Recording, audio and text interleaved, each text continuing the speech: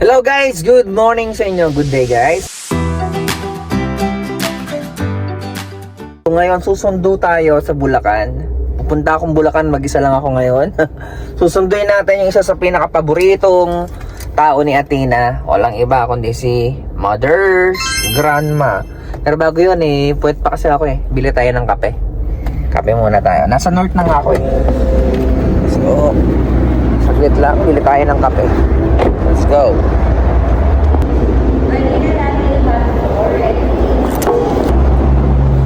Ay, sobra talaga init ngayon. Okay na, nakabili na tayo ng kape. Let's go. Ayan guys, nakabalik na tayo sa sasakyan. Sobrang init. At bakit ako may kapeng mainit? Dahil medyo puwet pa kasi ako, galing akong gig kagabi. So kailangan ko lang ng buhay muna kasi babiyahe pa ako na malayo. So nasa stopover ako dito sa north. Konting kape lang tapos tara na. Ang sarap.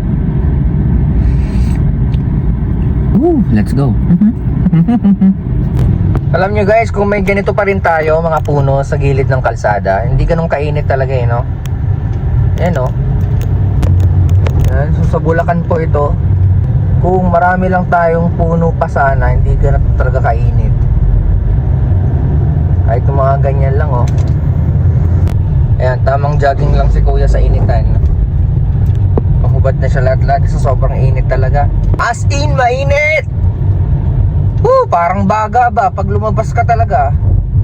Sana lang talaga may mga puno na kahit ganito lang Sa city talaga walang gaanong ganito Meron pa unti-unti pero hindi lahat talaga ng kalsada. At least dito sa probinsya meron pa din Ayan kahit mga ganyang puno may lilim talaga Hindi gaano kainit yung kalsada Absorb nila yung init, protektahan nila tayo. Tara na, magtanim na tayo. Ayan, tulad nito ang dilim dito dahil sa malaking puno Tara, tanim na.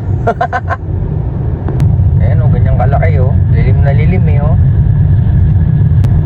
Okay, by the way, malapit na tayo kila Mothers. Yan, nakarating na tayo sa bahay ni Mothers. Ayan sunduin na natin siya. Let's go.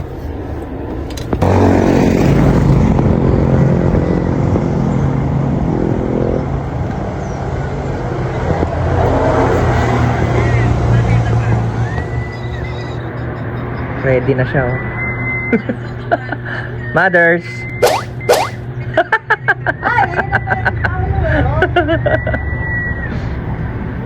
Let's go. Yan na, nagkita ng maglala. How you feeling? Hi, excited. How you feeling, ha? Let's go.